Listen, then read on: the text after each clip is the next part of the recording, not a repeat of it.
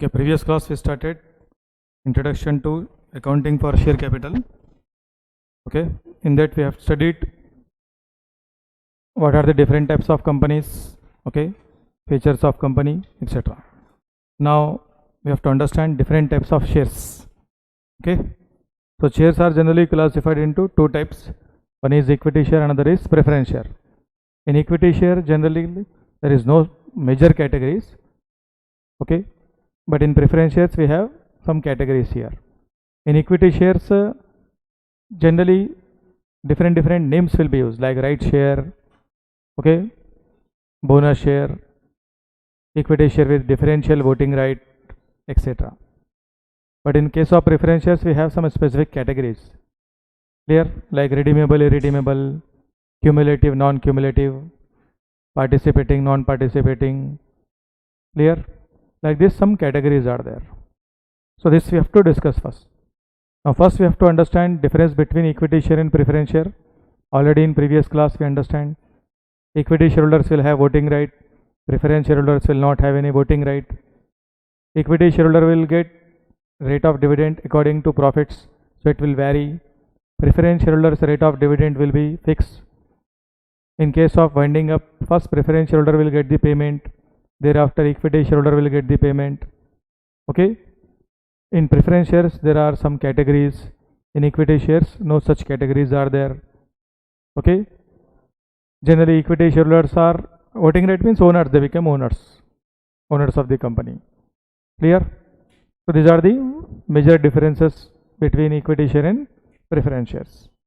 Now we have to understand what are the different types of preference shares. First, what are the different types of preference shares first? Okay. First, why people will invest in equity share and why people will invest in preference share. If you invest in equity share, the intention behind investment is either capital appreciation or dividend, return and capital appreciation. Like you invested 100 rupees, so this 100 can be 1000 also, 10,000 also. Similarly, dividend also, regular returns will come. So this is the reasoning behind investing in equity share. In preference share, generally the reason behind investment is fixed rate of dividend and fixed amount of dividend. And next is when company wind up, before payment to equity shareholder, preference shareholder will get the payment. But preference shares, whatever we invest, that amount will not increase, because preference shares are generally having the fixed payment or some extra amount only, that is premium amount. But like equity shares, its value will not increase. Its value will not increase. Okay. So we'll start the discussion now. What are the different types of preference shares? The first category is cumulative and non-cumulative preference share. So cumulative preference share, non-cumulative preference share means what? Cumulative preference shares means generally whenever company declares the dividend, first dividend should be given to preference shareholder. Thereafter dividend is given to equity shareholder. First dividend is given to whom? Preference shareholder. Thereafter dividend should be given to equity shareholder. Sometimes company will not declare the dividend. So when company does not declare the dividend, generally there is no benefit to preference shareholder. When you are investing in preference shares to get some dividend, but if company is not declaring the dividend, then investment in preference share is not good now, because its value is also not increasing and you are not getting dividend also. So people will not take the interest in investing in preference shares. Understand? You are not getting dividend also and its value also not increasing. So why you will invest in that? Instead of that, you will go for the fixed deposit. In fixed deposit, at least you will get fixed interest. So because of this, there is a problem. If preference shareholders, means in preference shares, shareholders will not invest. So to attract them, they will issue cumulative preference share. Cumulative preference share means whenever company does not declare the dividend, dividend will be accumulated, and when it is declared, previous year dividends plus this year dividend, all dividends will be togetherly paid. That is the cumulative preference share. Suppose in 2020 company has not declared any dividend, 21 also not declared any dividend, 22 also not declared any dividend, but in 24 dividend is declared. So 20, 21, 22, 23 dividends not declared. So in past 4 years dividend is not declared, but in 24 dividend declared. So in 24 they have to pay previous 4 years dividend also, this year dividend also. That is called as what? Cumulative preference shares. So the arrears of dividend will be accumulated and it is paid when dividend is declared. When dividend is declared. So if this kind of shares are issued, then preference shareholder will take the interest. Whenever company is not declaring dividend, dividend is accumulated, and the year in which it is declared, previous years in which dividend not declared, that dividend also, and this year dividend also they will get. That is the advantage of investing in cumulative preference shares. Non-cumulative preference share means arrears of dividend is not accumulated. Suppose in past 3-4 years dividend is not declared, in 24 dividend declared, so they will get dividend for 24 only. They will not get dividend for past 4 years. That is called as what? Non-cumulative preference shares. Understand? So examination, how to write this? In examination, cumulative preference share means arrears of preference dividend will be accumulated. Arrears of preference dividend will be accumulated. Non-cumulative preference share means arrears of preference dividends are not accumulated. Understand? Next is participating and non-participating preference shares. Participating preference shares, non-participating preference shares means what? Means participating preference shares means in surplus of company, preference shareholders can participate. Non-participating preference share means in surplus of company, preference shareholder will not get any participation. It means at the time of issuing shares only it will be decided ki it is a participating share or non-participating share. Suppose if company is wind up, how much amount is payable to preference shareholder? That is already paid. Okay.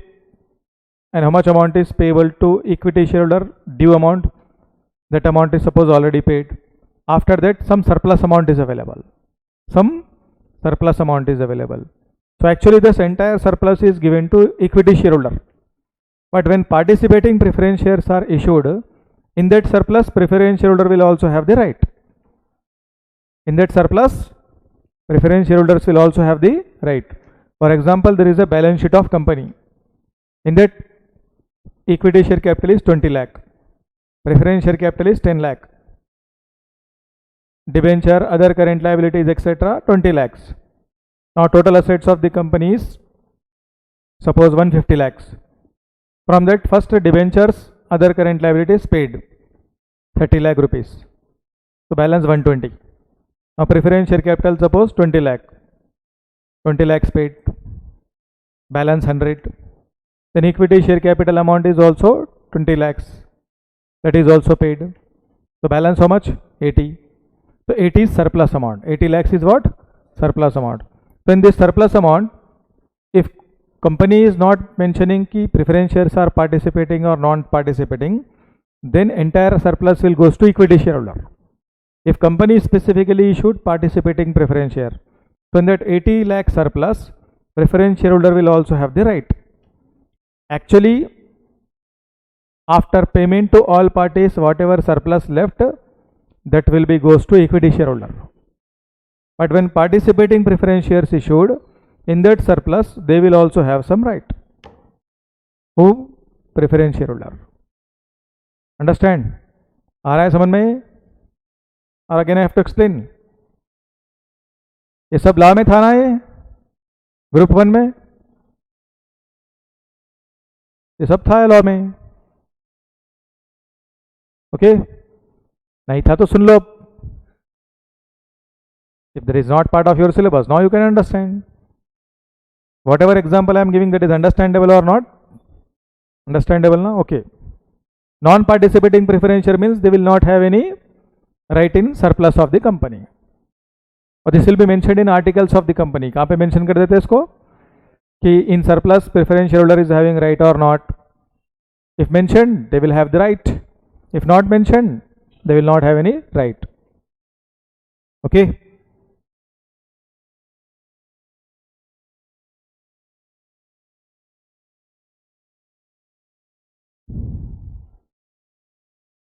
Similarly, participating preference shares means sometime preference shareholder will have the right in profits also. Where? Profits. जैसे example के लिए company has earn profits, already they given preference dividend, already they given equity dividend, after that some surplus available, some surplus profit available. What profit? Surplus profit. So in that surplus profit also preference shareholder will have the right. Actually when surplus profit available na, that entire surplus profit goes to whom? Equity shareholder. But in articles of association, if they clearly mention ki in surplus preference shareholders also eligible, they will also have share right, then preference shareholder can have the right in surplus profits also. Understand? So participating, non-participating clear. Next is redeemable, irredeemable. Redeemable preference share means once preference share is issued by company, it cannot hold preference share capital permanently with company. After certain period of time it has to redeem. After certain period of time it has to redeem. Like in Indian Companies Act, preference shares have to redeemed within 20 years. Maximum period of holding preference share is 20 years. After 20 years, in 21st year, compulsory you have to redeem. So maximum period of holding of preference share is 20. It does not mean ki before 20 years you cannot redeem. Before 20 years also you can redeem. Maximum period of holding is 20 years. After that compulsory repayment required. Compulsory repayment required 21st year. Infrastructure companies, extra 10 years time available. Extra 10 years. So redemption period is 30 years. Redemption period is, but there is a condition in that. From 21st years, every year they have to redeem at least 10% amount. At least 10% amount. More than 10% also you can redeem, but minimum how much redemption required? 10%. For whom? Infrastructure company. So in Indian Companies Act, compulsory company have to issue redeemable preference share only. No company can issue irredeemable share. सभी लोग कौन से share issue करना पड़ेगा? Redeemable. Irredeemable का option नहीं है उनके पास. अब्रॉड में, फॉरेन कंट्रीज में होगा, अपने भारतीय कंपनीज अधिनियम के अंदर नहीं है. कंपनीज एक्ट का मतलब क्या रहता है? कंपनीज अधिनियम, उसमें नहीं है. क्लियर? ये सब redemption of preference share capital chapter में आएगा, सेक्शन 55 में आएगा. वो कहाँ पे आएगा? सेक्शन 55 में. Okay. So preference shares irredeemable means there is no obligation to repay or redeem. It depends on company. Anytime company whenever interested they can redeem. But redeemable means there is a provisions in the act. After this many years company has to repay the money. Company has to repay the money. That is what redeemable preference share. तो एक समय के बाद जिस preference share का पैसा वापस करना है तो उसको बोलेंगे रिडीमेबल. अगर ऐसा कोई ऑप्शन मीन्स ऐसा कोई ऑब्लिगेशन नहीं है, कंपनी चाहे तो रिडीम कर सकता, कंपनी नहीं चाहे तो अपने पास रख सकता, तो उसको कौन सा शेयर बोलेंगे? इरिडीमेबल. इरिडीमेबल का मतलब रिडम्पशन करने का कोई ऑब्लिगेशन नहीं है उनके पास, चाहे तो कर लो नहीं तो नहीं. ओके, आया समझ में? तो प्रेफरेंस शेयर का रिडम्पशन कंपलसरी 20 ईयर्स के बाद हो जाना. एंड इंफ्रास्ट्रक्चर कंपनी है तो 30 साल का टाइम है, बट 20 ईयर्स के बाद हर साल कितना करना? मिनिमम 10% करना. Okay, understand? Redeemable, irredeemable. फिर आएगा ये redemption of preference share chapter में. कहाँ पे आएगा? रिडम्पशन ऑफ प्रेफरेंस शेयर में. उसके बाद रहता है convertible and non convertible preference share. Convertible preference share, non convertible preference share means generally there is no extraordinary benefit in investments in preference share. Preference shares में पैसे लगाने से ज़्यादा कोई बेनिफिट नहीं मिलता है. या तो इक्विटी शेयर में बेनिफिट मिलेगा या तो डिबेंचर में रहेगा. Suppose you are investor, there is a benefit in investing in equity share or debenture. Debenture, if you invest, you will get fixed rate of interest, irrespective of profits losses. Even if company is suffering with loss, also it has to pay interest. Even company is earning profit, also it has to pay interest. So interest is compulsory to pay. But preference dividend, when company is earning good profit, then only it will be declared. Company is not earning profit, dividend declaration is mandatory? Yeah? No. Dividend declare करना mandatory है क्या? बोलो. नहीं है. Dividend चाहे तो company declare कर सकती, नहीं तो नहीं कर सकती. वो प्रॉफिट्स पे डिपेंड करेगा. किस पे डिपेंड करेगा? Profits. They can not declare dividend also if they don't have sufficient profits. Clear? तो डिविडेंड डिक्लेयर करना नहीं करना कंपनी की मर्जी है. कंपनी चाहे तो कर सकता, नहीं तो नहीं कर सकता. ये भी लॉ में था ग्रुप 1 में. तो सा चैप्टर डिविडेंड चैप्टर था ना. तो हर कंपनी को डिविडेंड डिक्लेयर करना जरूरी है क्या? Company is required to pay dividend obligation mandatory? No. Depends on board of director and company's earning ability. If earnings are good, reserves and surplus amount accumulated is good, then dividend can be declared. Okay. Otherwise dividend declaration is not very much obligatory on the company. So preference shareholders are getting fixed dividend, and even suppose company is not declaring dividend and its value also not increasing, so people will take the interest to invest in preference shares. ना तो company कोई dividend बराबर से declare कर रही, ना ही company का share का वैल्यू बढ़ेगा, क्योंकि प्रेफरेंस शेयर का वैल्यू जैसे का वैसे रहेगा. ना तो रिटर्न आ रहा, ना तो शेयर का वैल्यू बढ़ रहा. तो क्यों इन्वेस्ट करेंगे लोग फिर? तो इसलिए ऑप्शन देते हैं कंपनी वाले. Company will give one option कि after certain period of time preference share will be converted into equity share. Up to 5 years, 10 years preference shares. After that it will be converted into equity share. Up to 5-10 years preference shareholder will get fixed rate of dividend. Fixed rate of dividend. After that it can be converted into equity share. अब company 8-10 साल काम करने के बाद अच्छे growth पर चले जाएगा. After 10 years time, if company survive, it will be on growth side or not?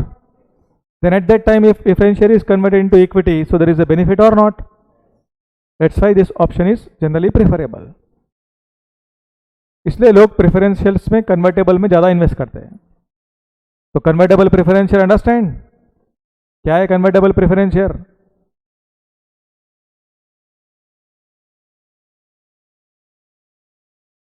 Preference shareholders के पास एक ऑप्शन है कि एक पर्टिकुलर समय के बाद प्रेफरेंस शेयर को इक्विटी शेयर में कन्वर्ट कर सकते हैं. ये ऑप्शन नहीं है, कंपलसरी नहीं है. चाहे तो कर लो, नहीं तो नहीं, उनका मर्जी हो. नहीं करना है तो उनका पैसा उनको दे देते हैं. Suppose preference share issued after 5 years, they are giving the option, भाई you can convert your preference shares into equity also. If you are not interested, your money will be refunded. Some of the shareholders will be interested, so they will convert. Some of the shareholders are not interested, तो उनका पैसा उनको दे देंगे. ये optional रहता है, compulsory नहीं रहता है. क्या रहता है ये? ऑप्शनल. ऑप्शनल. समझ में बात? तो प्रेफरेंस शेयरहोल्डर्स के लिए ऑप्शन है ये कि इक्विटी में कन्वर्ट कर सकते हैं. But before issuing preference share only company will decide this कि शेयर इज कन्वर्टेबल और not. Share is convertible or not. If at the time of issuing preference share itself, if conversion option is not available, then that is called as what? Non-convertible preference share. Non-convertible preference share means उन्हों convert नहीं कर सकता. Preference share ही रहेगा. After certain period of time उनका पैसा उनको वापस कर देंगे रिडम्पशन में. क्लियर? तो क्वेश्चन अगर साइलेंट है कोई भी, तो हमेशा प्रेफरेंस शेयर को क्यूमुलेटिव मानना. क्या मानना? क्यूमुलेटिव मानना. और रिडीमेबल मानना. और क्या मानना? रिडीमेबल मानना. और भी कुछ पूछा हो क्वेश्चन में तो नॉन कन्वर्टेबल मानना. क्या मानना? नॉन कन्वर्टेबल मानना। तो क्वेश्चन कभी कभी पूछता if until otherwise mention preference share will be dash, तो क्या रहेगा वो, रिडीमेबल। क्या रहेगा वो, रिडीमेबल, क्यूमुलेटिव और नॉन कन्वर्टेबल। क्लियर है? So this are the different categories of preference shares. Understand? अब देखिए सब कुछ लॉ में था ग्रुप 1 में, बट आप लोग पढ़कर भूल गए शायद, पता नहीं मेरे को।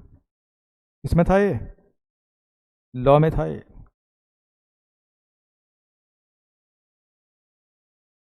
गैप आया तो भूल जाते ना आप लोग।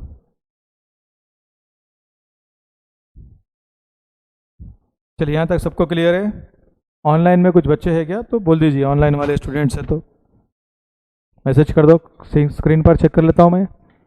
Any student who is attending online class till this everything is understand?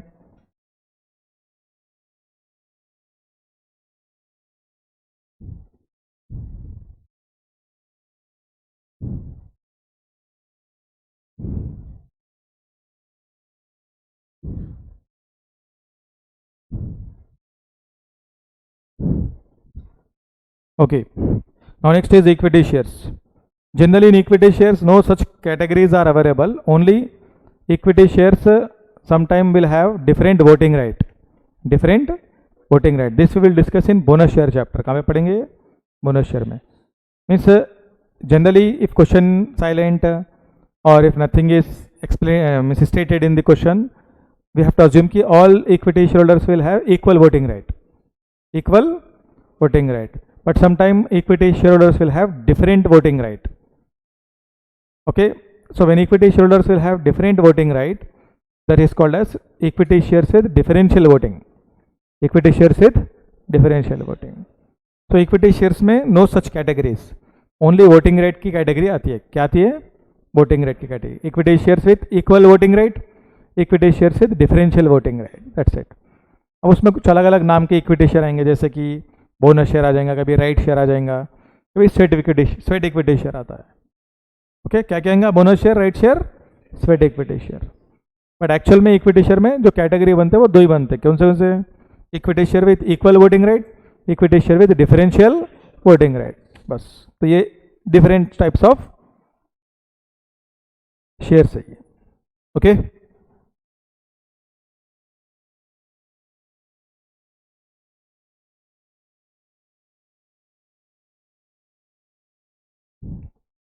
now after this we have to understand what are the different types of share capitals. When company issue the shares, ultimately it collect the amount from public and it will invest in project. Okay, company जब shares issue करेगा तो public से पैसा लेगा, और public से जो पैसा लेगा वो किस में इन्वेस्ट करेगा? प्रोजेक्ट में इन्वेस्ट करेगा। तो फिर उसको बैलेंस शीट में कैसे दिखाएंगे उन्होंने? बैलेंस शीट में कैसे दिखाएंगे उन्होंने? तो balance sheet liabilities, equity liability side they will show in equities. कहाँ पर दिखाएंगे उसको? इक्विटीज में। उसमें शेयर होल्डर फंड बोलकर हेडिंग रहती है। क्या रहती है? उसमें दिखा दे, there is a heading of share holder funds. In share holder fund they will disclose this share capital. Okay, तो शेयर होल्डर फंड में one subheading will come, that subheading is share capital. In that they will disclose. Okay, and they will mention the notes also. They will mention the notes also, and remaining details will be mentioned in notes. Remaining details are mentioned in notes. Now remaining details are mentioned in notes means what? What is the authorized capital of company? What is the issued capital of company? What is the subscribed and paid up capital of called up capital of company? What is the paid up capital of company? So these are the different types of items in share capital. Authorized share capital means company can issue how many shares? भाई अगर सेबी वाले, companies act वाले restriction नहीं लगाए तो आप तो जितना चाहे उतना पैसा ले लेंगे पब्लिक से। आपको जरूरत है, आपकी कंपनी की कैपेसिटी है 10 करोड़ की, आप ले लेंगे 100 करोड़ रुपए। फिर इज इट रॉन्ग और राइट? तो देयर इज अ रेस्ट्रिक्शन और Required or not? Yes, required. So company cannot issue unlimited number of shares, na? So there is a restriction. So how many maximum number of shares company can issue? That will be authorized by SEBI and Companies Act. So according to that only company can issue and raise the money, na? So there is articles of association, there is a memorandum of association also. So what is the difference between articles and memorandum?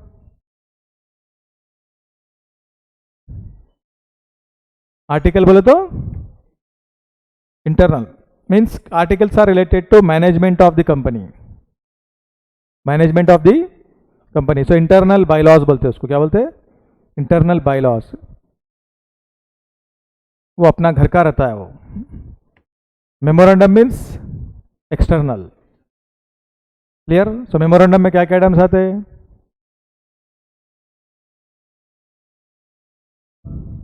Clauses आते हैं. Very good. क्या क्या आते हैं? Name clause, object clause, capital clause, क्या आते ना? तो in capital clause they will mention कि company can issue maximum how many shares, what is the authority to company to issue the shares. उसमें मेंशन कर देते हो कितने शेयर कंपनी इशू कर सकता है. This many shares only company can issue. Beyond that if they want to issue means again some legal formalities will be required. Okay, again some legal formalities are required. So maximum how many shares company can issue, how much is the authority given to them, that is part of what? Capital clause. So according to that only maximum number of shares company can issue. Beyond that not possible. Beyond that if they want to issue means again they have to comply with legal formalities.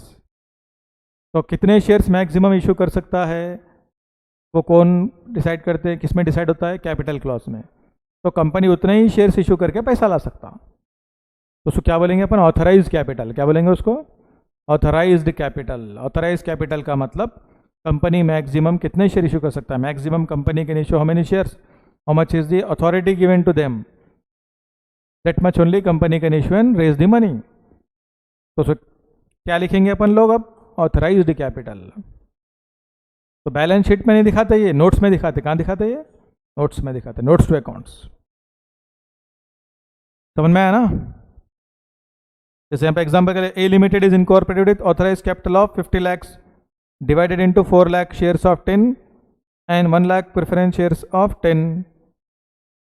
तो company maximum कितने shares issue कर सकता है वो इसमें लिखा हुआ रहता है. इसमें इक्विटी भी मिला हुआ रहेगा, प्रेफरेंस भी मिला हुआ रहेगा. तो मैं है ना, अब इतने शेयर ही मैक्सिमम कंपनी इशू कर सकता है, इसके ऊपर नहीं जा सकता हूँ. इसके ऊपर जाना है तो फिर अगेन लीगल फॉर्मेलिटीज फुलफिल करना पड़ता. क्या फुलफिल करना पड़ेगा? तो देखिए अब ऑथराइज कैपिटल और nominal capital mean such capital as it is authorise by memorandum of company to be the maximum share capital of company. To be the maximum share capital of company. It is maximum amount which company is for the time being authorise to raise. तो इतना पैसा ही company public से raise कर सकता, इसके ऊपर नहीं जा सकता हूँ. आया समझ में? क्लियर है? अब जितना समझ रहे आप उतना आसान नहीं है ये चैप्टर भी. ये चैप्टर की स्पेशलिटी ये है कि इसको पढ़ते समय जो है कैसा भी आपको पसीने छूटते, लेकिन एग्जाम में कभी कभी 1 मार्क का क्वेश्चन भी नहीं आता. लेकिन ये पूरा बेस्ड चैप्टर है ये, कि आने वाले सभी चैप्टर में इसका लिंक रहता. तो आगे आगे देखो अब क्या है. इसमें से कुछ आ भी सकता, नहीं भी आ सकता. That depends on what your luck. Clear? But थोड़ा मेहनत का करना पड़ता है चैप्टर में आपको, क्योंकि पूरा कंपनी अकाउंट का बेस है ये. क्या ये बेस? ये समझ में आए तो ये स्ट्रांग रहती है आपका सब्जेक्ट के अंदर. वो अब आपको ये मालूम ही नहीं है, चैप्टर स्टार्ट कर दिए. Suppose I am writing authorise capital, issued capital, तो क्या समझ में आएगा आपको? You don't know the meaning of authorise capital. What is the purpose of authorise capital? If you don't know, are preparing balance sheet, you will understand. Not possible. Next is issued capital. Issued capital means how much authority is given to them. From that company will issue some shares, or sometime company will issue entire shares. Depends on their amount requirement. How much amount they required, according to that they will issue ना. authority दे दिया भाई इतना share issue कर सकते हैं आप. उसमें से अब कंपनी डिसाइड कर लेगा. From that company will decide कि how much they can issue. तो whenever that is issued to public, इसमें इशू करता हूँ ना पब्लिक में, so that amount is called as issued capital. क्या बोलेंगे उसको? Issued capital. तो ऑथराइज कैपिटल इज 50 lakhs है, but company want to issue 30 lakhs only, तो 30 lakh will be called as what? Issued capital. Clear? तो company 30 lakh share issue कर दिया, 50 लाख की अथॉरिटी है उसको, बट कितने इशू कराओ no? 30 lakh. Now public can apply for how many shares? 30 lakhs only, because how many issued? 30. So public can subscribe 30 only. Beyond that possible? No. Beyond that also if they apply, they will not get more than that. 30 lakhs only they will get. So when public is applying for the share, public is applying for the shares is called as what? Subscribe capital. क्या बोलेंगे उसको? Subscribe. Public subscribe कर रहा ना?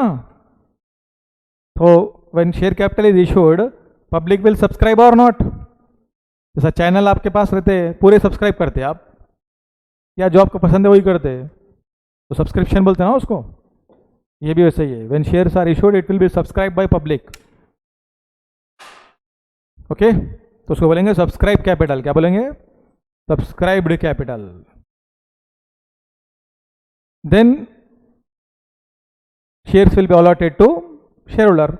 Suppose you are subscribing, you are also subscribing, तो for all share holders allotment will take place? No. अब जो जो सब्सक्राइब करे पूरों को मिल जाता क्या? जो जो सब्सक्राइब करे पूरों को शेयर मिलेंगे? नहीं, गारंटी नहीं है ना. कभी ओवर सब्सक्रिप्शन होता, कभी अंडर सब्सक्रिप्शन होता. Suppose if company is having very good reputation, 30 lakh share है, 50 लाख के एप्लीकेशन आते हैं, 1 करोड़ के एप्लीकेशन आते हैं. कंपनी उतना खास नहीं है, 30 लाख शेयर इशू करे कंपनी, एप्लीकेशन 30 लाख से कम के भी आ सकते हैं. So that is called as what? Over subscription, under subscription. Depends on reputation of the company.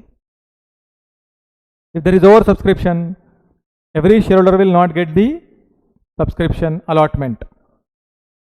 Sometimes some shareholder will not get any allotment also. कभी कभी जो अप्लाई करे हैं उनको शेयर्स नहीं मिलते, निराशा हाथ को आती है उनके. तो हमने जैसा आप भी अप्लाई करें, आप भी अप्लाई करें, आपको मिल गया, आपको नहीं मिला. Clear? That is possible only in case of over subscription. Under subscription में तो सबको मिल जाते हैं, all share holder will get the allotment. But over subscription some of the share holder may not get the allotment also. So once you get the allotment, you will become shareholder of company. Once you get the allotment, you will become what? Shareholder of the company. अब आप पूरा पैसा दे दिए या कुछ पैसा दिए देखना पड़ेगा. Nowadays पूरा पैसा ले लेते कंपनी एक साथ, जितना ज़रूरत है पूरा एक साथ ले लेते. पहले क्या होता था? एप्लीकेशन में थोड़ा पैसा, अलॉटमेंट में थोड़ा पैसा, फर्स्ट कॉल फाइनल कॉल, ऐसा इंस्टॉलमेंट में लेते थे. Previously companies will collect the money in instalments, application, allotment, first call, final call, ऐसा करके लेते थे. अभी पूरा पैसा एक साथ ले रहे. No application, allotment, first call, final call. क्यों? Previous process was complicated, current process is very simple. Previously, suppose you are applying for shares, you have to fill the form and you have to send the form to company, then verification taking place. You are a genuine person of India or not, you are having a link with terrorist, verification hota tha. Phir you can pay the next amounts also or not, you have the financial ability or not, pura verification hota tha. Thereafter allotment will take place. Clear? But अब क्या हो गया है? पहले आपको demat account खोल के बैठना पड़ता. At the time of demat account opening only verification process will take place. उसमें वेरीफाइड हो जाता पूरा bank account, your Aadhaar card, your PAN card, everything is verified at the time of opening the demat account. So when you apply for shares, verification is not required. But allotment is made by the company or allotment is not made by the company, depends on your luck. अभी stock exchange क्या करता? when you applying for shares, they will take entire money. आपसे पैसा पूरा ले लेते. पहले पूरा पैसा क्यों नहीं लेते थे? सुनो, suppose if they receive complete amount, if shares are not allotted to you, again that will be refunded, again that will be refunded. तो पहले लो, फिर नहीं मिला तो वापस दो, कॉम्प्लिकेटेड था नहीं था? अब ऐसा नहीं है, नाउ इट इज सिंपल। अभी क्या हो गया है, पूरा आपका जो अकाउंट रहता है यूपीआई से लिंक रहता है। किससे रहता? यूपीआई से लिंक रहता है। तो उसमें क्या करते हैं, अमाउंट आपके, suppose you are applying for shares, so from your account amount will be subtracted but not debited. Amount subtracted not debited means पैसा आपके अकाउंट से माइनस नहीं होगा, अभी उसको निकाल देंगे सिर्फ थोड़े टेम्पररी टाइम के लिए, होल्ड पे कर देते। सो क्या कर देते? होल्ड पे कर देते, क्योंकि आप अप्लाई करें ना तो होल्ड पे कर देता बैंक वाला उसको। Suppose if you get the allotment, जब माइनस करता हूं तो अब पूरा किससे हो जाता है? सीधा आपका मोबाइल के ऐप से हो जाता है। Physical application is not required, nothing is not required. So even if you are not getting the allotment, whatever amount you applied, that will be again credited. That will be credited. If that is allotted, that will be debited. Allotment मिला तो debit होता, नहीं मिला तो credit हो जाता। Hold पे रहता 2-3 दिन के लिए, या जिस दिन अलॉटमेंट होने वाला उस दिन तक क्या रहता, अमाउंट आपका होल्ड पे रहता। होल्ड का मतलब माइनस नहीं हुआ, अभी सिर्फ आपके अकाउंट से निकल गए पैसे वो, बट डेबिट नहीं हुए वो। बट क्या हो नहीं हुए वो? डेबिट नहीं हुए। डेबिट का मतलब है आपके अकाउंट से निकल के दूसरे में चले जाना। होल्ड का मतलब है आपके अकाउंट के पैसे निकले बट दूसरों में नहीं गए भी। सस्पेंशन नहीं बोलते उसको, आपके अकाउंट से पैसे माइनस हुए बट दूसरे के अकाउंट में नहीं गए भी। डेबिट का मतलब आपसे माइनस हो गया दूसरे के पास चले गए हो, ये डिफरेंस रहता है। अंडरस्टैंड? तो now it is that's why full amount is taken at the time of application. क्यों? अगर आपको शेयर्स नहीं मिले तो वापस आपका पैसा आपको इमीडिएटली विद इन आवर्स में आ जाता। प्रीवियसली फिजिकल था, previously what was the process? Physical process. इसलिए previously application, allotment, first call, final call, in installments amount is collected, but now it is complete amount is collected. Now it is also company can take the money on application, allotment, first call, final call also. अभी भी ऐसा option है, but अगर आप share market में पैसे लगा रहे हैं तो मैं तो अभी तक ऐसा देखा ही नहीं हूं, क्योंकि मैं हर शेयर में पैसे लगाकर बैठा हुआ हूं। मैं जितने भी शेयरों में पैसे लगाया अब तक पूरा अमाउंट एक साथ ही ले लिए वो लोग। ये एप्लीकेशन अलॉटमेंट वाला चक्कर में देखा ही नहीं वो पुराने सिस्टम में था। वो किस में था? वो पुराने सिस्टम में था वो। समझ में ये बात? हाँ, कभी कोई कंपनी अगर राइट शेयर इशू कर रही है या फिर कंपनी जो है शेयर होल्डर को थोड़ा टाइम देना चाहती है, तो जब एप्लीकेशन में थोड़ा पैसा लेंगी, फर्स्ट कॉल में सॉरी अलॉटमेंट में थोड़ा पैसा, फर्स्ट कॉल, फाइनल कॉल, ऐसा करके लेंगे। बट जो भी शेयर आईपीओ में आता, इनिशियल पब्लिक ऑफर में, किसमें आता? उसमें application, allotment, first call, final call नहीं रहता। Complete amount will be taken in lump sum. If shares allotted, account is debited. If shares not allotted, it will be refunded. That's it. But previously and now it is also in some cases application, allotment, first call, final call is the required. Why? The reasoning I will explain.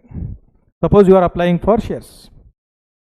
One share face value is 100 rupees and it is issued for 120 rupees. तो उसको बोलते हैं share issued at premium. Share issued at 100 का share है 120 में issue कर रहे तो क्या बोलेंगे? Premium. 100 share, 100 rupees only issued, it is called as share issued at par. 100 का शेयर 100 में इशू करे तो क्या बोलेंगे? At par. 100 का शेयर मोर देन 100 में इशू करे तो क्या बोलेंगे? प्रीमियम. 100 का शेयर है 90 में इशू करे तो क्या बोलेंगे? लेकिन डिस्काउंट में शेयर इशू नहीं कर सकते, प्रोहिबिशन है। अब companies act prohibit the issuance of shares at discount. Section 53 उसको रेस्ट्रिक्टेड कर देता। तो you can not issue the shares at discount. You can issue shares at par also, you can issue shares at premium also. अभी market में जितने भी IPO होते हैं ना, वो पूरे प्रीमियम पे रहते हैं। वो किस पे रहते हो? पार पे कोई नहीं मिलता आपको, वो खाली किताब ही पढ़ाई है वो। Par is what? Textbook, academic. Practice में जब जाएंगे आप, पूरे शेयर में किस में शो होते हैं? प्रीमियम पे रहते हैं पूरे मार्केट में। Okay, Suppose 100 rupees share is issued for 120 rupees.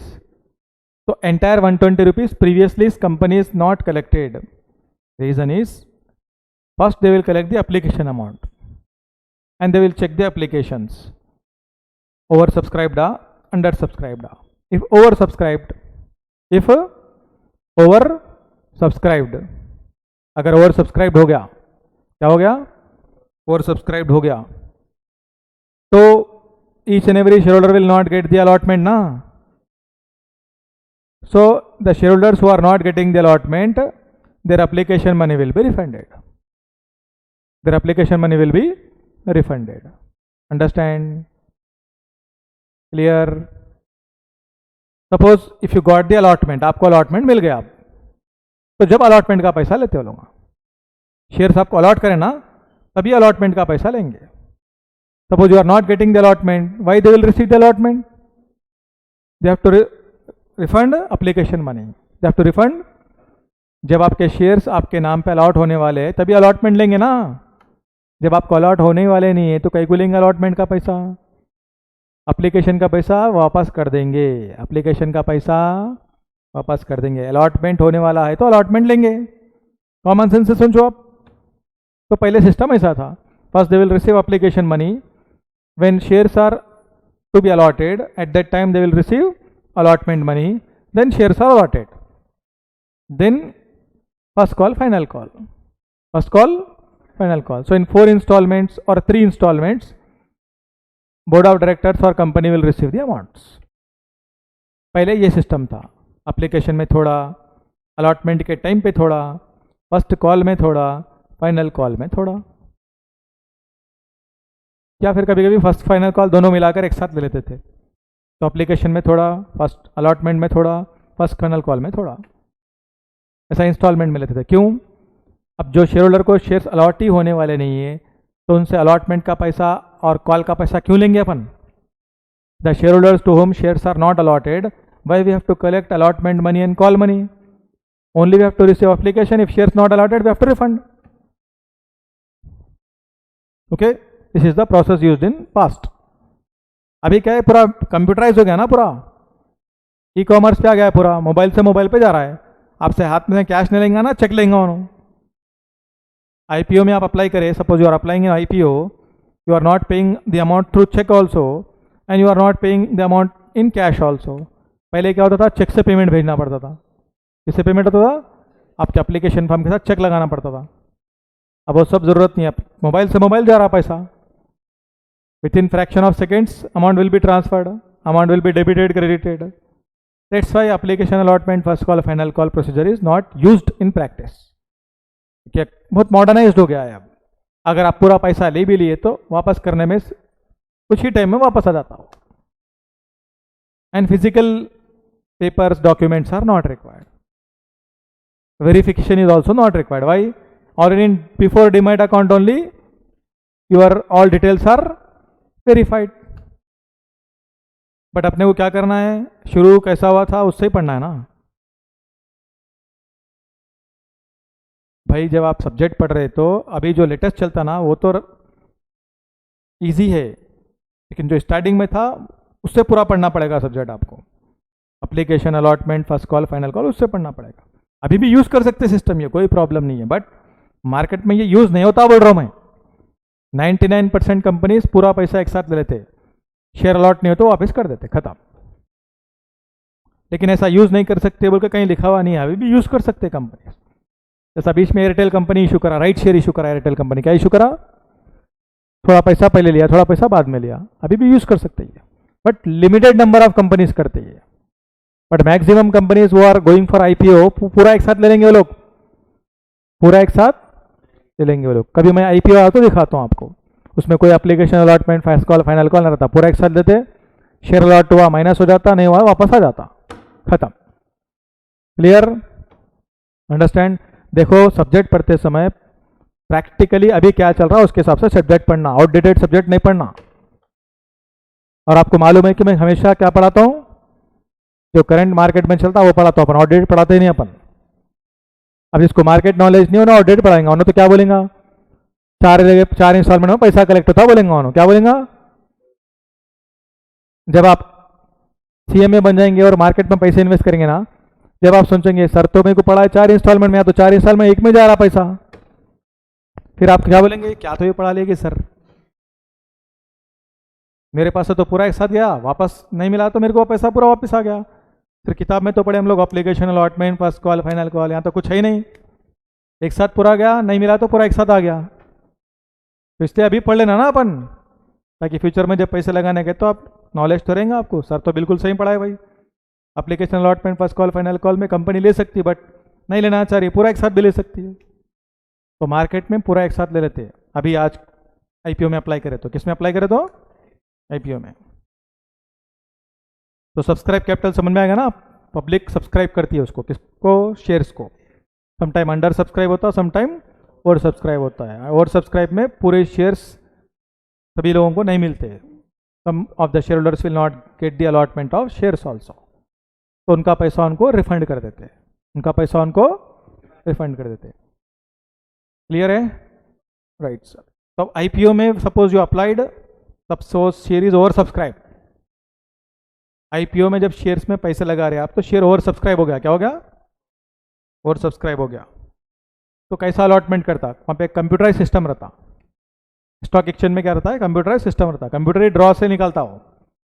वो पहले क्या होता था बोले तो एक बड़ा डब्बा में फॉर्म डाल के ऐसा लॉटरी सिस्टम करते थे, या फर्स्ट जो अप्लाई करे उसको मिलते थे, बाद में जो करे उसको नहीं मिलते थे, first on first basis.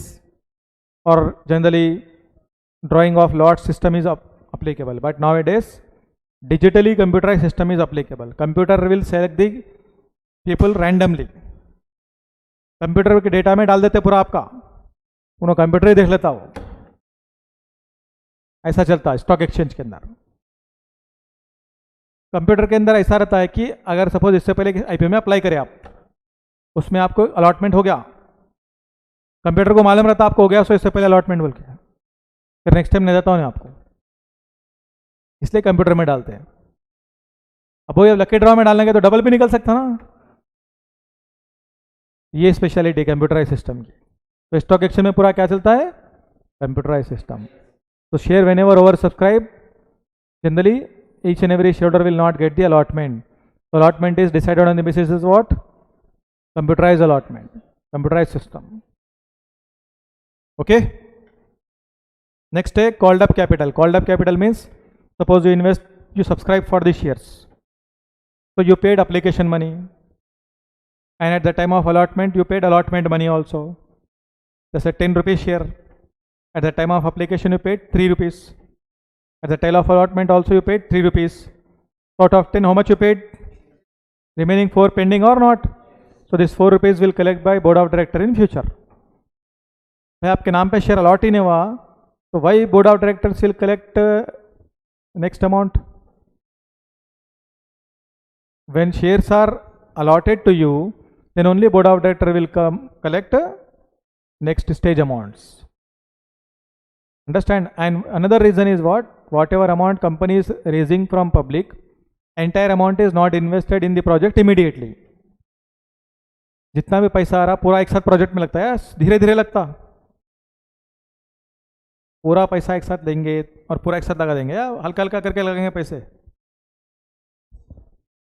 Project में पैसा एक साथ लगता है या धीरे धीरे लगता, धीरे धीरे लगेगा ना। तो पहले क्या करते थे, जैसा जैसा प्रोजेक्ट में पैसा लग रहा वैसा वैसा लेते थे, जब जरूरत है जब। अब ऐसा नहीं, अभी पूरा एक साथ ले लेते, अब उनके हिसाब से लोग पैसे लगा लेते,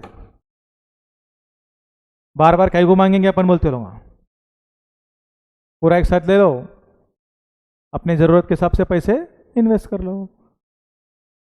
तो उनमें बात, पहले ऐसा होता था, first application, then shares allotted means allotment, then next how much amount required, they will make one call, call money collected, then next amount also final call. The 10 rupees share, application 3 receive, allotment 3 receive, first call 2, final call 2। In this way company collects the money. आया समझ में? ये chapter थोड़ा dry subject है, ये पूरा नया है, ये नई दुनिया में ऐसा दिखता आपको, लेकिन पूरा ध्यान से पढ़ना।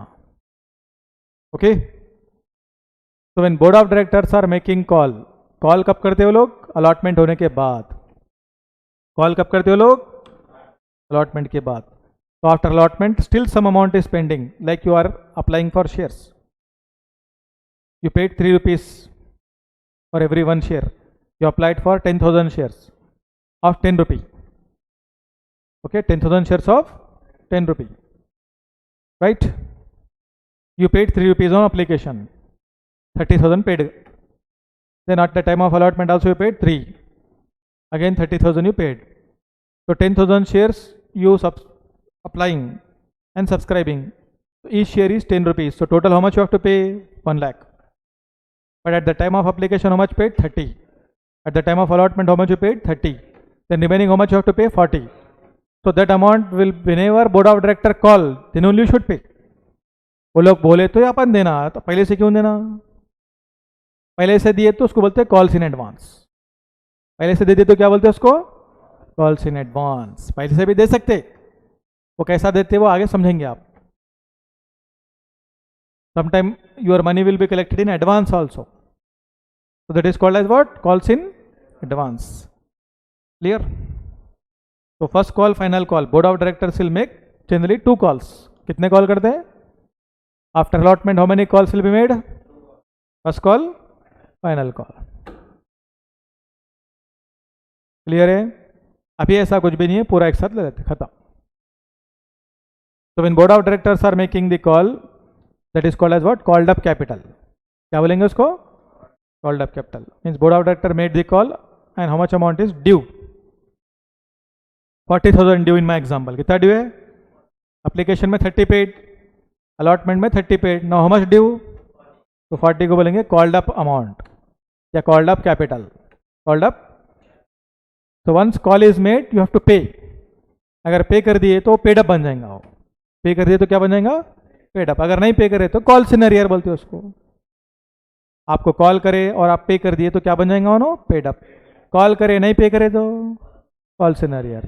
Suppose if you do not pay, that amount is called as call in arrear. So when you have not paid, call in arrear. And if you do not pay, after certain period of time notice will be issued. Even if you do not reply and not responded, then your shares can be cancelled. Your shares can be cancelled. भाई आपके नाम पे shares है, आपको 10 रुपये एक share पे देना है. You are having shares are with your name. You paid application money 3, allotment also 3. Now you have to pay 4 rupees on first call, final call. Board of directors made the call, you are not paying, you are not responding, so they will issue notice. Even if you do not respond, then your shares will be cancelled. नहीं आते. Initially what you paid not refundable also.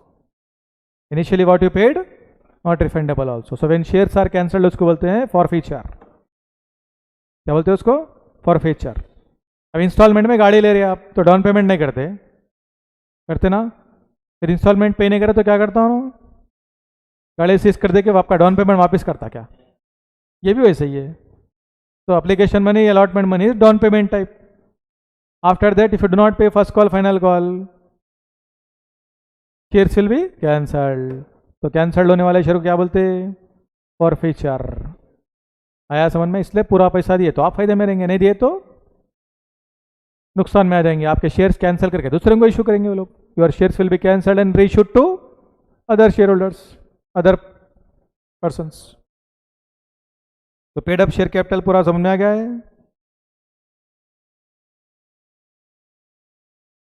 अब share suppose board of directors have not made the call तो उसको बोलते हैं uncalled capital. Board of director made the call उसको बोलेंगे called up capital. Clear? Board of director call कर दिए भाई पैसा होना है तो कॉल्ड अप बोलेंगे. नहीं करे तो कितने शेयर पे भी नहीं करे उसको बोलते हैं अनकॉल्ड कैपिटल. क्या बोलेंगे? Uncalled capital. चलिए यहाँ तक पूरा क्लियर है? क्या कोई कंफ्यूजन है? Online students also till this all points are understand.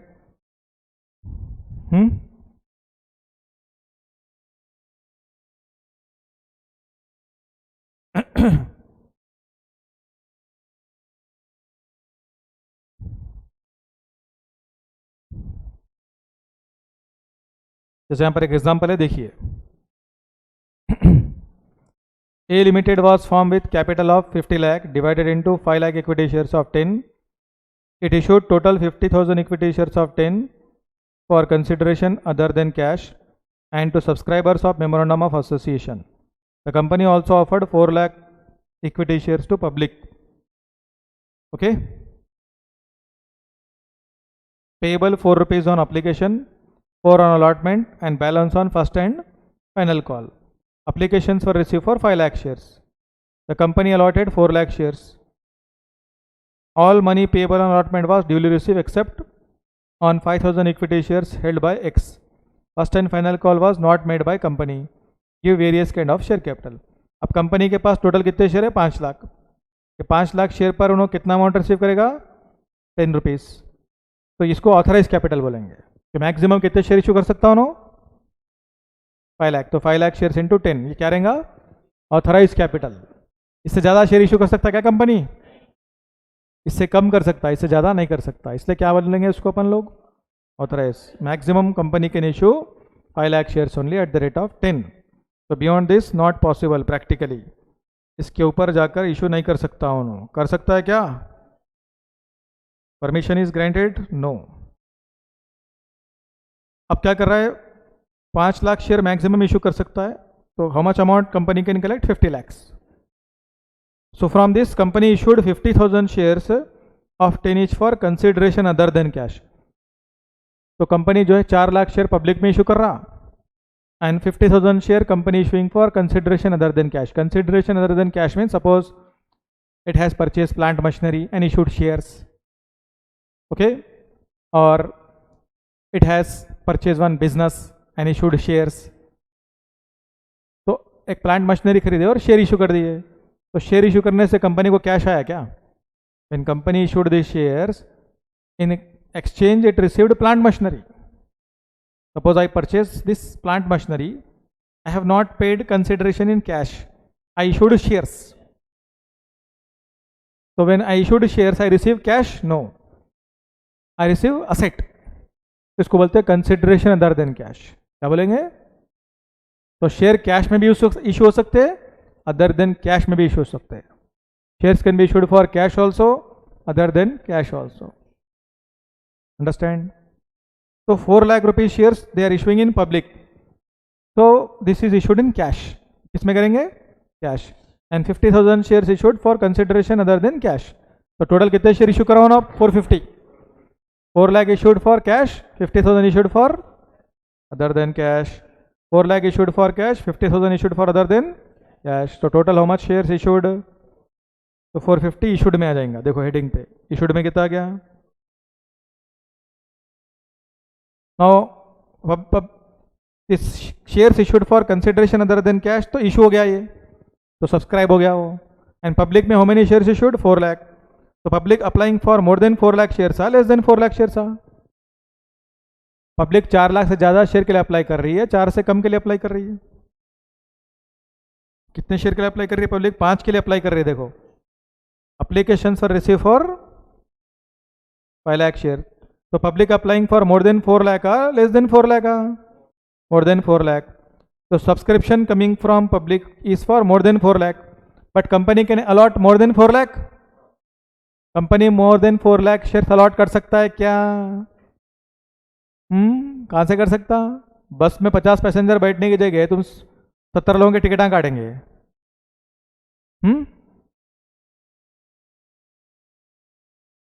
बस में कैपेसिटी 50 है, 70 लोग आ गए, तो कंडक्टर क्या करेगा? 20 को क्या बोलेगा? अगली बार बोलेगा. क्या बोलेगा? Next trip. सॉरी 50 फिलअप हो गए, नेक्स्ट ट्रिप. ये भी वैसे ही है. Company can issue maximum 4 lakh shares right now and they can allot 4 lakhs only, but application came for how many shares? तो 5 लाख शेयर्स के लिए थोड़ी ना उन्होंने देंगे, 4 ही अलॉट कर सकता है. तो इसलिए जब अपन लोग सब्सक्राइब कैपिटल लिखेंगे ना, तो यहाँ पर 4 लाख प्लस 50, 450 लिखना, 5 नहीं लिखना. यहाँ पर पब्लिक अप्लाई कर रही है 5 के लिए, बट अपन 5 नहीं लिखते. क्यों नहीं लिखते? 5 लिखेंगे तो 50 भी अप्लाई करें ना उन्होंने. तो 5 प्लस 50 कितने हो जाएंगे? 550. ऑथराइज कितना है? 5 लाख से ऊपर नहीं जाना. वो पूरे अमाउंट किससे नीचे रहना? 5 लाख या उससे नीचे रहना. 5 लाख से ऊपर गया तो तुम्हारी बैलेंस शीट रॉन्ग हो जाती फिर। क्यों? मैक्सिमम कितने शेयर इशू कर सकते? तुम 550 लिखे तो क्या मतलब होगा फिर? लॉ का वायलेशन कर रहे आप, कर रहे नहीं कर रहे? Violation of law is not acceptable ना। तो इसलिए यहाँ पे कितने लिखना, मैक्सिमम कितने शेयर अलॉट कर सकते हैं। How many share company can allot? 4 lakhs only. कितने शेयर कर सकते हैं? प्लस 50 ऑलरेडी इशू करा उन्होंने, तो टोटल कितने हो गए? 450। तो सब्सक्राइब कैपिटल में 450 only we have to write, right. And separate we have to write 50,000 shares, how much amount called by company, and 4 lakh shares, how much amount called by company। अब question में क्या बोल रहा है? Board of directors have not made first and final call. Board of director have not made, उसका मतलब application money, allotment money company has collected. तो application how much? 4 rupees, allotment how much? 4 rupees, तो total how much? 8। तो called up में 8 लिखेंगे अब तुम, क्या लिखेंगे? Because first and final call 1 rupees not made, तो जब उसको मेड ही नहीं करे तो लिखेंगे क्या? तो इसलिए यहां पर called up and paid up में ये 4 लाख शेयर पर 8 ही आएगा, क्योंकि 8 only called, 8 only called, remaining 2 rupees is not called up. तो वो 2 rupees जब कॉल करेंगे जब आएगा वो, तो यहां पर कितना लिखेंगे? 8 rupees ओनली। कितना लिखेंगे? 8। अब इसमें से पेड अप लिखना है। क्या लिखना है? Paid up. ये 50,000 शेयर जो अदर देन कैश इश्यू करे उसका पैसा आ गया क्या? यस आ गया, असेट आ गया ना, आ गया वो। ये 4 लाख शेयर जो इशू करे पूरा पैसा आ गया क्या? नहीं आया। तो क्वेश्चन में क्या बोल रहा है? One share holder has not paid the amount on 5,000 shares. तो 5,000 shares how much amount is not paid? That should B minus 4 rupees। 4 rupees पे नहीं करा उन्होंने। अब बच्चे बोलते सर 8 रुपये है ना, तो फिर 8 रुपये माइनस करना का नहीं। अप्लीकेशन में कुछ भी नहीं भेजा तो क्या उसका अप्लीकेशन फ्री मिलेंगे? He has to pay 4 rupees on application or not? At the time of allotment he failed to pay allotment money। तो allotment money जब पे नहीं करता ना तब डिफॉल्ट हो जाता, या फर्स्ट कॉल फाइनल कॉल जब पे नहीं करता ना तब डिफॉल्ट होता। अप्लीकेशन ही पे नहीं करा तो फॉर्म ही नहीं आता उसका। अंडरस्टैंड? तो which money we have to subtract here? Allotment, क्योंकि अलॉटमेंट पेड आ? No. First call final call is not yet made. First call final call तो करे ही नहीं अपन, तो उसका पैसा आने का कोई चांस ही नहीं है। बट अप्लीकेशन कर दिए, अलॉटमेंट कर दिए, इन दोनों में से कौन सा आया? अप्लीकेशन आ गया, बट फाइनल अलॉटमेंट आया क्या? अलॉटमेंट नहीं आया बोल के तो उसके शेयर हटा दे रहे। तो 4 rupees नॉट पेड, तो ये 4 rupees को क्या बोलेंगे? Calls in arrear. क्या बोलेंगे? Calls in arrear. तो ये माइनस कर देंगे, तो आउटर कॉलम में कहेंगे पेड अप कैपिटल। जितना आपको पैसा आना है उसमें से कुछ नहीं आया वो माइनस कर दिए, तो जो आ गया उसको क्या बोलेंगे? Paid up. How much amount company has to receive from that? Whatever is not paid, if you subtract, then what is paid? That is called as what? Paid up capital। तो paid up capital का मतलब है called up minus calls in arrear, called up minus calls in arrear। तो called up था 37 लाख, उसमें से on 5,000 share 4 rupees not paid, on 5,000 shares 4 rupees not paid, तो 20,000 not paid। तो 37 लाख minus 20,000 how much? 3680। अभी और कितने शेयर कंपनी इशू कर सकता फ्यूचर में? 50,000 शेयर इशू कर सकता। यस, टोटल 5 लाख है ना, तो 4 लाख इशू करा और 50,000 इशू करा, तो और 50,000 बच गए, तो फ्यूचर में इशू कर सकता। तो वो यहां पर आ जाएगा, वो इधर आ जाएगा आपके अनकॉल्ड कैपिटल में। कहां पे आ जाएगा? अनकॉल्ड कैपिटल में। अब अनकॉल्ड कैपिटल का मतलब ये है कि कंपनी अभी और 50,000 शेयर फ्यूचर में इशू कर सकता, बट अगर पूरा अमाउंट दिखाना है आपको, कितना दिखाना है? पूरा दिखाना है, तो ये 4 लाख शेयर्स के ऊपर और 2 रुपये आना है ना, ये 4 लाख शेयर्स पर और 2 रुपये रिसीव करना है ना। तो on this 4 lakh shares only 8 collected ना, 8 रुपीज कॉल्ड अप करे ना फॉर अप्लीकेशन फॉर अलॉटमेंट, तो और कितना करना है? तो 4 lakhs इंटू 2 कितना हो जाएगा? तो उसको लिखेंगे यहाँ पर अनकॉल्ड शेयर कैपिटल। कितना आएगा वो? 8 lakhs। कितना आएगा वो? 8 lakhs। और 50,000 शेयर कंपनी फ्यूचर में इशू कर सकता, बट अनकॉल्ड शेयर कैपिटल जब लिखेंगे तो 4 लाख शेयर्स पर कितना आप कॉल कर लिए? 8 कर लिए, और कितना नहीं करे तो उसको अनकॉल्ड में लिखेंगे अपन। कहाँ लिखेंगे? अनकॉल्ड में, और 50,000 शेयर्स भी कंपनी फ्यूचर में इशू कर सकता है। क्लियर है? यहां तक पूरा क्लियर है? चलिए अब नेक्स्ट आता है reserve capital. Reserve capital, capital reserve का मतलब है, रिजर्व कैपिटल का मतलब अलग है।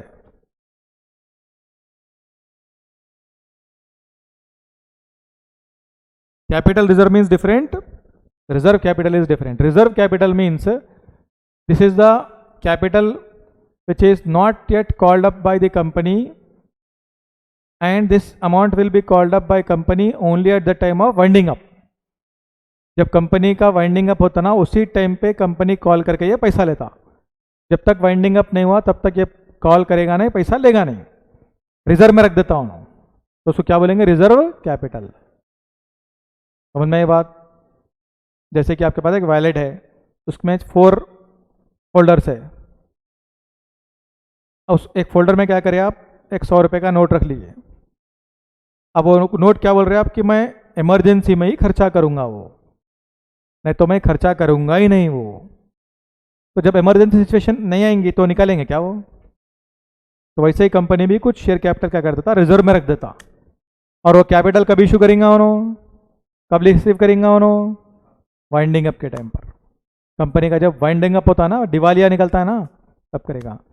तो whenever company generally call the share capital only at the time of winding up and collect that amount only at the time of winding up, that capital is called as reserve capital। Reserve में रख दिया उन्होंने, and that capital will be called up only on winding up, at that time only it is collected। तब तक वो पैसा call करेगा नहीं, रिसीव करेगा नहीं। आया समझ में? तो उसको क्या बोलेंगे? Reserve capital. कैपिटल रिजर्व का मतलब अलग रहता है, आगे पढ़ेंगे आप वो। Capital reserve is a reserve and surplus. Reserve capital is a part of capital, but it is called up only at the time of winding up. ये थ्योरी में पूछता क्वेश्चन ये, capital reserve and reserve capital difference लिखो बोल के। तो दोनों अलग अलग मतलब है। तो रिजर्व एंड सरप्लस जब पढ़ेंगे ना, तब कैपिटल रिजर्व समझा दूंगा मैं। रिजर्व कैपिटल तो आ गया ना समझ में? So when we study discussion about reserves and surplus, I will explain capital reserve concept also। अभी मैं बोलूँगा, थोड़ा क्लैरिफिकेशन नहीं आता आपको। क्लियर? कैपिटल रिजर्व का अगर मैं एक्सप्लेनेशन करूँगा तो अभी क्लैरिफिकेशन नहीं आता, तो थोड़ा उसको वेट करो, आप समझाऊंगा मैं।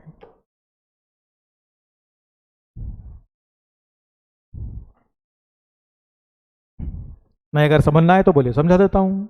तो क्वेश्चन तो है यहाँ पर, है स्क्रीन पर। थोड़ा डाइजेशन नहीं होता तो बाद में भी आप उसको समझ सकते हैं, सब्जेक्ट थोड़ा डेवलप होने के बाद।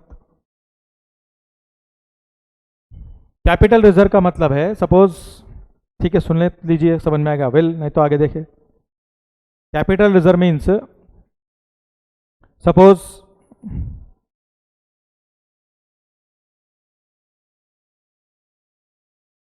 you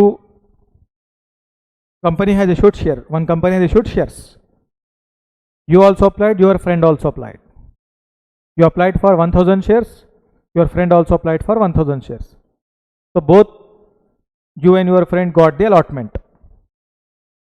so company received 4 rupees on application, 4 rupees on allotment, 8 rupees company has received, and 2 rupees first and final call company has not received, and in future company have made the call. अब company call करा तो आपको 2 रुपये पे करना, नहीं करना? आप नहीं करे, आप परेशानी में आ गए, आप कर्ज में आ गए थे, या आपके घर में किसी को कुछ हेल्थ प्रॉब्लम आ गया, या आपके घर में शादी आ गई, बहुत पैसा खर्चा हो गया, अब आपके पास उस टाइम पे पैसा नहीं है। रीजन कैन बी एनीथिंग, भाई पैसा नहीं है, खत्म बात। तो आप पे करेंगे, फिर आप कॉल, वो नोटिस दिए बाद भी पे नहीं करे आप, you haven't paid the call money, तो फिर कंपनी क्या करेगा? आपके नाम के शेयर कैंसिल करेगा, नहीं करेगा? And it will be issued to another person. तो company has cancelled 1000 shares of your name and company will reissue to that person, उनको इशू कर देंगे आप। तो प्रीवियसली आप कितना पे करे? 8 रुपये पे करे, 2 रुपये पे नहीं करे, बराबर। अब कंपनी आपके शेयर्स कैंसिल कर दिया और 9 रुपये में उनको इशू कर दिया। कितने में? 9 रुपये में उनको इशू कर दिया। क्लियर? तो शेयर एक्चुअल में कितने का है? वो 10 का है। 10 में से पहले 8 आपसे ले लिया उन्होंने, फिर आप कितने ले रहा उनसे? 9 ले रहा, कितने हो गए टोटल? 17 रुपये, बट है शेयर कितने का? 10 का है, तो 10 माइनस 17 कितना फायदा हो रहा? तो 7 रुपये जो है उसका फायदा है नहीं है, तो उसको बैलेंस शीट में कैपिटल रिजर्व में दिखाते हो उसको। कैपिटल रिजर्व का मतलब कैपिटल ट्रांजैक्शन से होने वाला फायदा, कैपिटल ट्रांजैक्शन से होने वाला फायदे को कहाँ दिखाते? कैपिटल रिजर्व में। कहाँ डालते हैं उसको? कैपिटल रिजर्व में। रेवेन्यू नेचर का नहीं रहना, वो कौन से नेचर का रहना? Capital nature.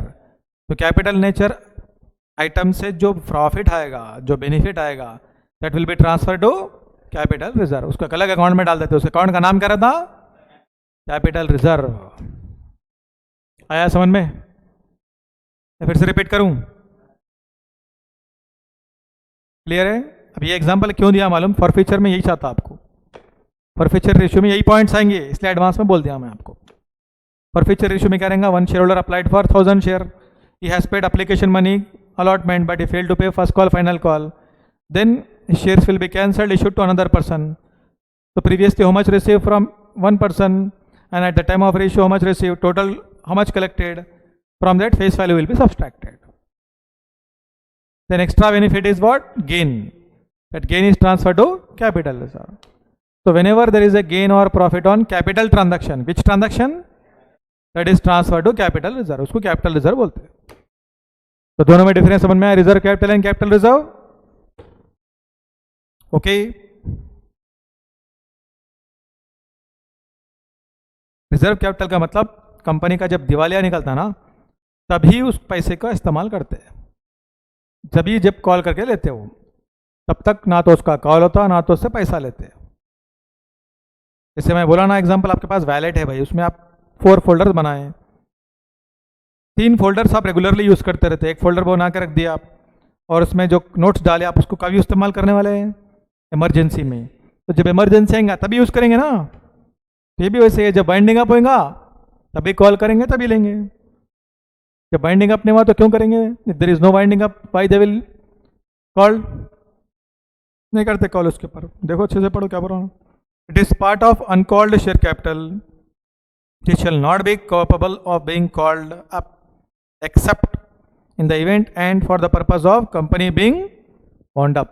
तो जब कंपनी वाइंडिंग अप होगा तभी उसको कॉल किया जाएगा और रिसीव किया जाएगा। समझ में आया ना? तब तक ना तो उसको कॉल करेंगे और ना तो उससे पैसा रिसीव करेंगे। एक्चुअल में कंपनीज एक्ट 2013 में इसके बारे में कुछ लिखा नहीं गया है।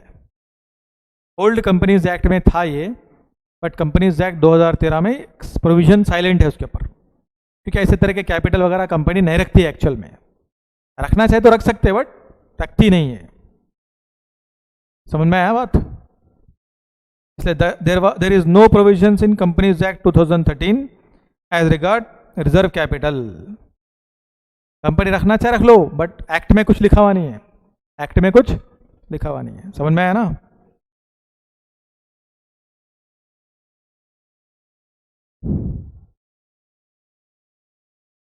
चलिए, तो difference between capital reserve and reserve capital दोनों को एक्सप्लेन कर दूंगा मैं। देखिए, कैपिटल रिजर्व जो रिजर्व्स एंड सरप्लस के अंदर आता है, और रिजर्व कैपिटल जो है only company whenever winding up at that time only it is called up and received. Okay, समझ में आया ना? Reserve capital is necessary to create by the company? No, because in companies act there is no such provision ना। तो reserve capital is optional. Company can create also, company can not create also. Company चाहे तो create कर सकता है, company नहीं चाहे तो नहीं भी कर सकता है। Capital reserve generally whenever shares are forfeited and reissued, the benefit is transferred which account? Capital reserve, and ultimately where it is shown? Capital reserve account. And capital reserve is part of reserves and surplus. Capital reserve is part of reserves and surplus. तो reserve capital balance sheet में disclose नहीं होता है। Capital reserve is disclose in balance sheet under reserves and surplus. Under, तो reserve capital balance sheet में will not shown, but capital reserve will shown in balance sheet reserves and surplus. आया समझ में? तो किस टाइम पे reserve capital use करते? Winding up के। और कैपिटल रिजर्व कब यूज करते? कभी भी चाहे जब कर सकते हैं, जब आपको जरूरत है जब कर सकते हैं आप। बट रिजर्व कैपिटल कब यूज करना पड़ेगा?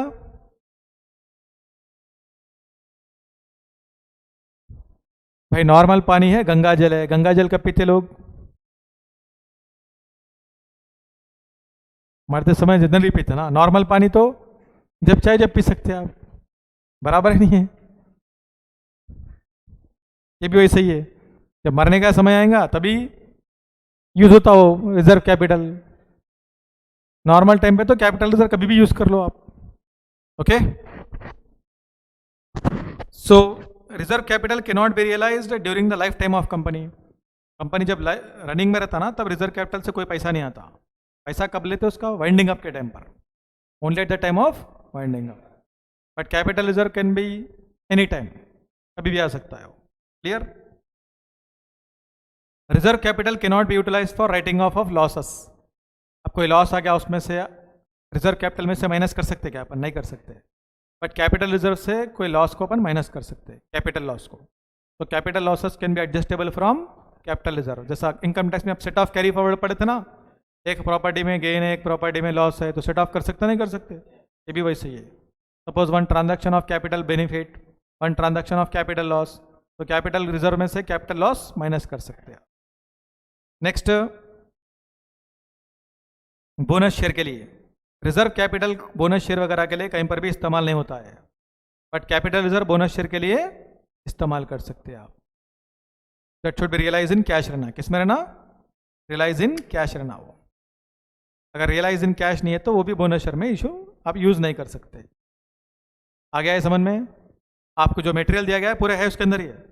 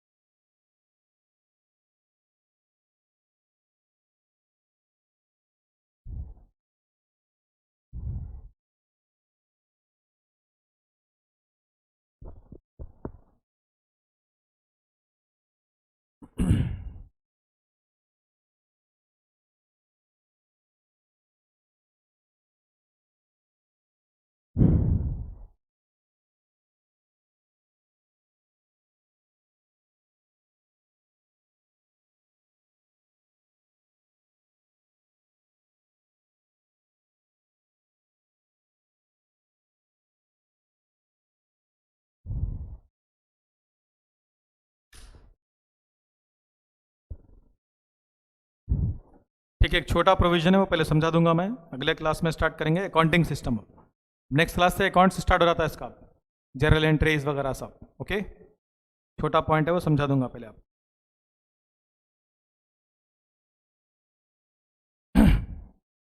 Whenever company issue the shares according to the provisions and guidelines of SEBI, company has to receive minimum subscription. Company has to receive minimum subscription. अब minimum subscription का मतलब है company suppose 1,00,000 share issue करा तो कम से कम 90% shares have to be subscribed. कम से कम कितने शेयर सब्सक्राइब हो जाना? तो 90,000 शेयर सब्सक्राइब हो जाना।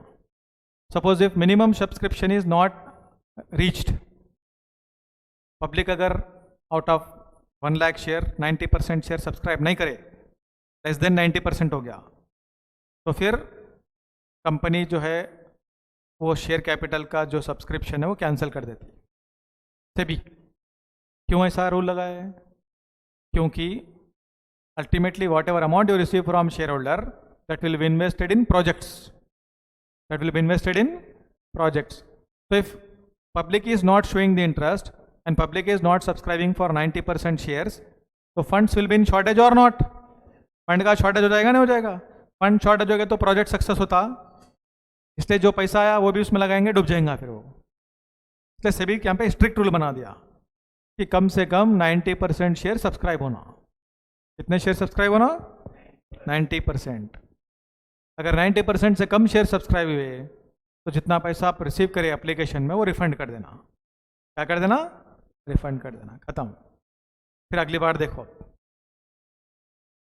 फॉर द टाइम बिंग जब तो रिफंड कर दो, तब तो कर दो, बाद में फिर जब करेंगे तब देखिए जाएगा। क्लियर? कितने दिन में रिफंड करना है, क्या करना है, वो आगे आता है आपको। 30 दिन का टाइम दिया गया है यहाँ पे, 30 दिन के अंदर आपको रिफंड कर देना पड़ेगा। और जो कंपनी एक्ट के रूल्स है उसके हिसाब से जो है 15 दिन के अंदर आपको रिफंड कर देना पड़ेगा जिस दिन इशू क्लोज हो गया। इशू क्लोज होने से 15 दिन के अंदर रिफंड हो जाना। इशू किस दिन क्लोज करे, उससे 15 दिन के अंदर रिफंड हो जाना। अगर रिफंड नहीं कर सकी कंपनी तो 15% इंटरेस्ट देना पड़ेगा। 15% इंटरेस्ट देना पड़ेगा, क्योंकि दूसरों का पैसा है, वो उन्होंने बैंक में डिपॉजिट कर लेंगे तो उसको इंटरेस्ट नहीं आएगा क्या? फिर दूसरों का पैसा अपने पास रख के अपन मजे उड़ाएंगे। तो 15 दिन के अंदर वापस कर दिए, well and good. If they do not refund this money within 15 days, 15% interest is chargeable. तो टाइम लिमिट कितना है यहाँ पर? 15 दिन। When the issue is close from that date 15 days time, in the 15 days time if company is not able to refund, then 15% per annum interest is chargeable. If they refunded, no problem. ये भी exam में MCQ में पूछता आपको। आया समझ में? Clear है? तो ये 15% वाला याद रख लीजिए पॉइंट अच्छे से, यहाँ से भी क्वेश्चन आ सकता है। तो ये कब रहता प्रॉब्लम? ये मिनिमम सब्सक्रिप्शन रिसीव नहीं हुआ तो। मिनिमम सब्सक्रिप्शन कितना है? 90%। 90% से कम शेयर सब्सक्राइब हुए तो ये प्रॉब्लम आता, हो गए तो ये प्रॉब्लम नहीं आता। क्लियर? अभी स्टॉक मार्केट अगर अच्छा चल रहा समझो तो शेयर हमेशा ओवर सब्सक्राइब ही होते, शेयर हमेशा ओवर सब्सक्राइब होते हैं। अब जैसे एग्जांपल के लिए इंडिया में शेयर्स कोई भी आईपीओ में आ रहा, ओवर सब्सक्राइब ही होते मैक्सिमम। इंडिया की इकोनॉमी बढ़ रही है। अभी पाकिस्तान का इकोनॉमी क्या हो रहा, वहाँ पे अगर आईपीओ आया समझो मिनिमम सब्सक्रिप्शन में नहीं आता, तो 250 कंपनी ही चलना मुश्किल है, अब नई कंपनी क्या चलेंगे? तो इकोनॉमी बहुत इंपॉर्टेंट रहता है उसके लिए। इकोनॉमी स्ट्रांग है तो देश में लोग पैसे लगाते हैं। भाई स्टॉक एक्सचेंज में लोग पैसे क्यों लगाते हैं? पैसे कमाने के लिए। तो पैसे कब डबल होते हैं? अब एक ज़मीन खरीद रहे, वहाँ पे ज़मीन का दाम बढ़ने वाला है तो पैसे लगाएंगे ना। नहीं, अगर डेवलपमेंट नहीं होने वाला है, दंगे फसाद वाला इलाका है, तो लगाएंगे पैसे। तो शेयर मार्केट भी वैसे ही है। तो फॉरेन के लोग जो पैसे लगाएंगे या इंडियन जो भी इन्वेस्टर पैसे लगाएंगे, मार्केट बढ़ने वाला है तो लगाएंगे ना, इसलिए इम्पॉर्टेंट है ये। तो पाकिस्तान उस पर काम नहीं कर रहा है, उनकी गलती है। वो पब्लिक वहाँ के ठीक है, गवर्नमेंट अच्छी नहीं है बोलते लोग, पब्लिक तो ठीक है वहाँ की। ऐसा तो मैं पब्लिक में कभी देखा नहीं कि कोई ख़राब लोग वहाँ दिखे मेरे को। न्यूज़ चैनल पे भी यूट्यूब पे भी आते ना तो ठीक ही बात करते। तो गवर्नमेंट ख़राब है वहाँ की। गवर्नमेंट हमेशा खाली किसके बारे में सोचती है? डिफेंस के बारे में सोचती है, उसके बारे में सोचती नहीं है उन्होंने, इसलिए वहाँ का इकोनॉमी डाउन हो जा रहा। क्लियर? देखिए पहले आदमी जो है खा पी के अट्टा कट्टा बनेगा तो लड़ेगा ना, मैं तो लड़ते लड़ते और कमज़ोर हो जाता हूँ वैसे हो रहा पाकिस्तान अभी। तो इंडियन इकोनॉमी इसलिए स्ट्रांग हो रही है कि यहाँ पर अपन किस पे मेजर फोकस कर रहे हैं? डेवलपमेंट पे। डिफेंस बात का फायदा पॉइंट है अपने पास, इसलिए अपने पास ये प्रॉब्लम नहीं आता मिनिमम सब्सक्रिप्शन का। जितने भी आईपीओ आते हैं पूरे सक्सेसफुल निकल जाते हैं यहाँ पे। पिछले 2 साल में मैं कम से कम 100 आईपीओ देखा। कितने? 100। ऑलमोस्ट ऑल पूरे ओवर सब्सक्राइब ही हुए पूरे। इसको देखा नहीं मैं अंडर सब्सक्राइब हुए 100। अब थोड़े शेयर्स तो ऐसे है, टाटा का जो आईपीओ जो आया ना 500 टाइम ओवर सब्सक्राइब हुआ, 500 टाइम्स ओवर सब्सक्राइब हुआ। तो डिमांड है वो शेयर की। अब एक एग्रीकल्चर का चल रहा है आईपीओ, वो भी ओवर सब्सक्राइब ही हो रहा है, वो भी ओवर सब्सक्राइब हो रहा है। क्लियर? आईपीओ में कैसे लगाना पैसे वो मैं आगे दिखाता हूँ स्टेप बाय स्टेप। आईपीओ में पैसे लगाए ना तो रिस्क रहता है थोड़ा बहुत, क्या रहता है वो अगले क्लास में समझाऊंगा मैं। ये चैप्टर पढ़ने के बाद आप शेयर मार्केट में कैसे पैसे लगाना शुरुआती स्टेज में उतना तो समझ में आ जाता आपको, उतना तो समझा दूंगा आपको मैं। एफएम पढ़े बाद से कौन से शेयर में पैसे लगाना वो भी समझ में आ जाएगा। एंट्री कैसा मारना इसे समझेंगे, पैसे कैसे बनाना एफएम से समझेंगे आप।